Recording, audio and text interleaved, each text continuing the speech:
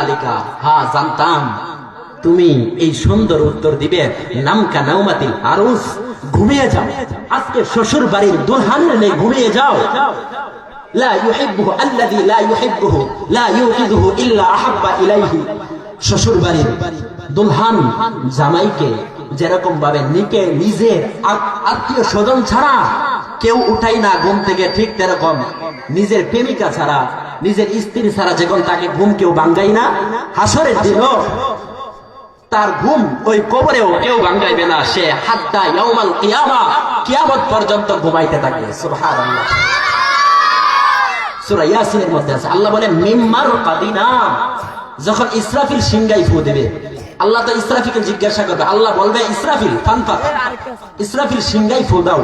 তখন ইসরাফিল জিজ্ঞাসা করবে কাম নাফখাতান ইয়া রাব্বি, ও আল্লাহ, ও আল্লাহ সিংগাই ফু দিব তো কটা দিব? তখন আল্লাহ বলবে নাফখাতুন ওয়াহিদা, সিংগাই একটা ফু দাও। ওই এক ফু দেওয়ার কারণে সে কবর থেকে উঠবে, সে বলবে মিম্মার কাদিনা, কে আমাকে জাগ্রত করলো? এত আরামের ঘুম ঘুমাইতাম, কে আমাকে জাগ্রত করলো আজকে? এটা হলো মুমিন ব্যক্তির অবস্থা। এখন শুনেন, ও আম্মাল মুনাফিক ও আম্মাল ফাসিক, ফাসিক যে ভালো কাজ করে নাই, যে নামাজ করে নাই, সে তার অবস্থা কি? এই কবর কিন্তু ভয়ঙ্কর অবস্থা। কবরও তাকেও তিনটা প্রশ্ন করে, আতাহু মালাকান আসওয়াদান আরজাকান। তার কাছে দুইজন ফেরেশতা আসে যে ভয়ঙ্কর অবস্থা। তার চোখগুলো হলুদ, তার চেহারা ভয়ঙ্কর কালো। মাআহু মিরজাবাতুন মিন হাদিদিন, তার সাথে লোহার একটা গুর্জ থাকে, লোহার একটা হাতুড়ি থাকে, লোহার হাতুড়ি নিয়ে আসে। তাকে যখন প্রশ্ন করে মান রব্বুক, তোমার রবকে, ওমান দীনুক, তোমার দিন কি, ওমান হাদাল্লাযী বুইসা ফীকুম, তোমাদের মধ্যে একজন রাসূল পাঠানো হয়েছিল, সেই রাসূলের নাম কি? সে প্রতি উত্তরে বলে হা হা লা আদরি, হা হা লা আদরি, হা হা লা আদরি, জানি না, জানি না, জানি না। শেষ পরে বলে আকুল মা ইয়াকুলুন নাস, আমি তো বলতাম মানুষ যা বলতো। আমার রাসূলকে আমি জানি না, আমার দিনকে আমি জানি না, আমার ধর্মকে আমি জানি না, আমার রবকে জানি না। তখন ইউনাদি মুনাদিন ফিস সামা, আসমান থেকে একজন ঘোষণাকারী ঘোষণা দেয়। কি ঘোষণা দেয়? আন কাযাবা আবদি, আমার বান্দা মিথ্যা বলছে রে, আমার বান্দা সঠিক উত্তর দিতে পারে নাই, আমার বান্দা 33 নম্বরেও পাস করতে পারে নাই, ফার্স্ট ডিভিশনের ফেল করছে বান্দা। তখন আল্লাহ বলে, ফেরেশতা বলে ফাফরিশুহু মিনান নার, তার কবরে একটা জাহান্নামী পোশাক, জাহান্নামী বিছানা বিছায়। নাউযুবিল্লাহ। ওয়াল বিসুহু মিনান নার, জাহান্নামী একটা লেবাস, একটা পোশাক তারা পরায় দাও। ওয়াফতাহু লাহু বাবান ইলান নার, জাহান্নাম থেকে একটা দরওয়াজা খুলে দাও। ফায়াতি মিন হাররিহা ওয়া সামুমিহা, আর এই কবর থেকে গরম আসতে থাকে, কান্না আসতে থাকে, সব কষ্ট শুরু হয়ে যায়। ওয়া ইউদাইয়িকু আলাইহি কবরুহু, তার কবরটা তাকে সংকীর্ণ করে দেওয়া হয়। একটু চিন্তা করেন, কবর যখন সংকীর্ণ হয়ে যায়, রাসূল বলেন হাত্তা তাখতালিফা আদলাহু, রাসূল সকলে লক্ষ্য করেন, একটা রাসূল এইভাবে হাত ঢুকাইছে একটা আরেকটার ভিতরে। রাসূল বলেন হাত্তা তাখতালিফা আদলাহু, তার এক পাজরের হাড় আরেক পাজরে এইভাবে ঢুকে যায়। নাউযুবিল্লাহ বলেন। যদি আপনার আমার কবর এরকম, রাসূলুল্লাহ বলেন তিসআতু ওয়া তিসঈনা ফি কবরিহি, কারো কবরে 99টা সাপ দেওয়া হবে। কারো কবরে তো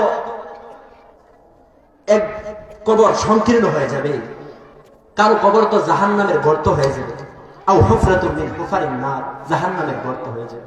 বাপজান, আপনি আমি ফেসবুকে মেসেজ আসলে দেখতে পাই, মোবাইলে মেসেজ আসলে দেখতে পাই, নোটিফিকেশন চালু থাকে, সাথে সাথে দেখতে পাই। কিন্তু আপনাকে আমাকে কবর প্রত্যেকদিন 4 থেকে 5টা মেসেজ দিতেছে। কি দিতেছে ভাই? মেসেজ দিতেছে। কবর বলতেছে, কবর কি বলে? কবর বলে আনা বাইতু দুধ, আমি পোকামাকড়ের ঘর, আমি পোকামাকড়ের ঘর। আমার কাছে যে আসছো, দুনিয়াতে তো মশার কামড়ে ঘুমাইতে পারো নাই, পোকামাকড়ের জ্বালা ঘুমাইতে পারো নাই, একটি মশা কামড় দিলে মশারের ভিতরে ঢুকছো, কোয়েলের ব্যবস্থা করছো, আর আমি ঘরটাই পোকামাকড়ে। তুমি আমার কাছে আসলা, আনা বাইতু দুধ, আমি তো পোকামাকড়ের ঘর, আমার থেকে কিভাবে বাঁচবা? দ্বিতীয় নম্বর মেসেজ কবর দে, আনা বাইতুল ওয়াহদা, আমি একাকিত্বের ঘর, আমি একাকিত্বের ঘর। দেখবেন কেউ অপরিচিত, কেউ একা থাকলে কোনো কিছু ভালো লাগে না, কারোর সাথে কথা বলতে পারে না, কেমন যেন মনে হয় দুনিয়া সংকীর্ণ হয়ে গেছে, কেমন যেন মনে হয় দুনিয়া আর থাকতে মন চাইতেছে না, চলে যেতে মনে হয়। কবর বলে আনা বাইতুল গুরবা, আমি অপরিচিত ঘর। পরিচিত অপরিচিত যারা দূরে গেছে এরা বুঝে, যারা প্রবাসে আছে তারা বুঝে। যে অপরিচিতটা কাকে বলে। যারা গ্রাম ছাড়ে ঢাকা চলে গেছে, হঠাৎ করে গেছে, প্রথম ভালো লাগে না, কেউ চিনা পরিচয় নাই, কথা বলতে মন চাই না, খানা ভালো না, ঘুম ভালো না, সব কিছু কষ্ট। কষ্ট না রে ভাই, কষ্ট। তো কবর বলে আনা বাইতুল গুরবা, আনা বাইতুল ওয়াহদা, আনা বাইতুল দূর, আনা বাইতুল তুরাব, আমি মাটির ঘর। আহা, দুনিয়াতে ফ্যানের তলে ঘুমাই, যারা ভিভিআইপি লোক তারা এসির তলে ঘুমাইতেছে, আরো ভিভিআইপি অবস্থানে বসবাস করতেছে, সদা সর্বদা এয়ার কন্ডিশনের ভিতরে চলতেছে। কিন্তু আপনি আমি গরিব হোক গরিব হোক, প্রত্যেকে 3টা কাপড় দিয়ে কবরে রেখে আসে, কবরে রেখে আসে। বাপজান, কবর কিন্তু 5টা মেসেজ দিতেছে, আপনি আমি কবরের ফিকির গরিব। তো এই বান্দাকে বলবে যে তার কবরে জাহান্নামী পোশাক পরাইয়া দাও, জাহান্নামী বিছানা বিছাইয়া দাও, জাহান্নামকে কবরের সাথে যোগাযোগ করাইয়া দাও, তার কবরে 99টা সাপ দেওয়া হবে, তার কবরটা সংকীর্ণ করে দেওয়া হবে।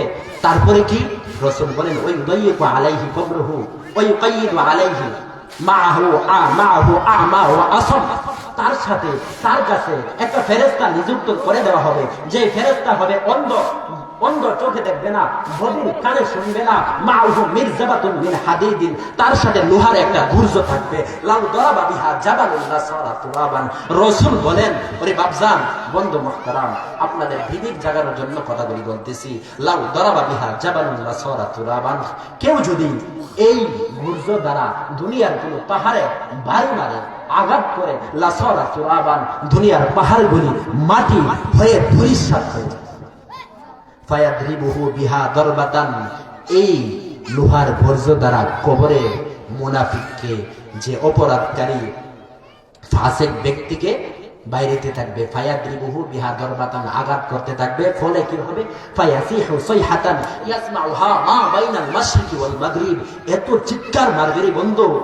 আরেক হাদিসে আছে, ইয়াসমাউহা মিনাল জিন্নি ওয়াল ইনস, জিন এবং মানব ছাড়া সমস্ত বিষয়, সমস্ত বস্তু কবরের আওয়াজ শুনতে পায়, কবরের ভয়ঙ্কর আওয়াজ শুনতে পায়। এই জন্য দেখবেন কবরের পাশে, কবরের কাছে যদি গরু হুটা দিতে যায়, গরু ঘাস খাওয়াইতে যায়, গরু ওইখানে যাইতে চায় না। কারণ কি? গরু শুনে কবরের আযাব, গরু দেখে কবরের আযাব, চতুষ্পদ জন্তুগুলি দেখতেছে কবরের আযাব। কিন্তু মুসলমান, কিন্তু মানুষ এবং জিন, এরা শুধু কবরের আযাব দেখে না। তো রাসূলুল্লাহ সাল্লাল্লাহু আলাইহি সাল্লাম বলেন, ইস্তাগফিরু লিআখিকুম ইযা ফারাগা মিন দাফনিল মাইয়িত, যখন মাইয়িতকে কবরে রাখো, কবরে রাখার পরে যখন দূরে চলে যাও, ইস্তাগফিরু লিআখিকুম, তোমার ভাইয়ের জন্য ক্ষমা চাও। সুম্মা সালুলাহু বিতাসবিহ, লা ইলাহা ইল্লাল্লাহ, সুবহানাল্লাহ, আলহামদুলিল্লাহ, সূরা ইয়াসিন, সূরা ইখলাস, এইগুলি পড়ো। কেন? ফাইন্নাহুল আনা ইউসআল, কবরে রাখার সাথে সাথে ফেরেশতা তাকে প্রশ্ন করে। সুবহানাল্লাহ পড়ি। এই জন্য হযরত ওসমান রাদিয়াল্লাহু তাআলা আনহু বলেন, তিনি যখন কবর দেখতেন কাঁদতেন। ফাবাকা উসমান, উসমানকে জিজ্ঞাসা করা হলো, লিমা তাবকি ওয়া উসমান লা তাযকুরুল জান্নাতা ওয়ান নার, ওরে উসমান, ওরে উসমান, তুমি তো জান্নাতের